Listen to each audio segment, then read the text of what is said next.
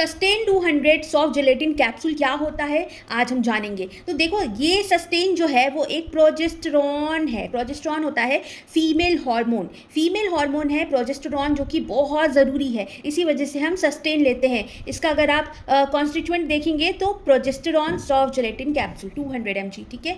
तो देखो, ये प्रोजेस्टेरॉन की कमी ना हो बॉडी में, अगर प्रेग्नेंट लेडी है तो उसके लिए बहुत ही ज़रूरी है। 9 महीने तक उस लेडी को प्रोजेस्टेरॉन लेना है अगर कमी हो रही है तो, क्योंकि कमी नहीं होनी चाहिए। अगर कमी हुई तो ये, जैसे ये सर्विक्स है, बच्चेदानी जिसको कहते हैं, अगर प्रोजेस्टेरॉन की कमी हुई तो सर्विक्स ओपन हो सकता है और ओपन होने के वजह से अबॉर्शन हो सकता है। तो आप समझ ही सकते हो कितना इम्पॉर्टेंट है। दूसरी चीज़, जिन भी लेडी को मेनोपॉज होता है, मेनोपॉज 40 से 45 साल की उम्र में होता है, पीरियड्स बंद हो जाते हैं और कई सारी प्रॉब्लम्स बॉडी में होने लगती है, दर्द होता है और डिफरेंट मूड स्विंग्स होते हैं, तो उसमें भी इस कैप्सूल को दिया जाता है।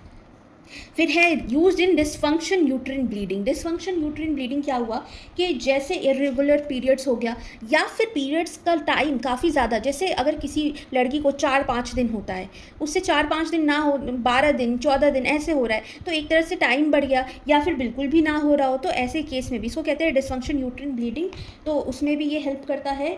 और फिर एब्सेंस ऑफ पीरियड बता ही दिया, जिसको एब्सेंस ऑफ पीरियड एमनोरिया कहते हैं। देखो, may also be use in the treatment of problem related to menstrual periods such as amenorrhoea. इसमें पीरियड्स बंद हो जाते हैं, तो ये भी एक कंडीशन है। और ये जो कैप्सूल है डिफरेंट आते हैं एमजीज में, जैसे कि 100, 200, 300, 400। तो ये जो है सस्टेन 200 है, और ये आपको तभी लेना है अगर डॉक्टर प्रिस्क्राइब कर रहे हैं। तो बिना डॉक्टर के प्रिस्क्रिप्शन के आपको कुछ भी नहीं लेना है अपने मन से, ठीक है।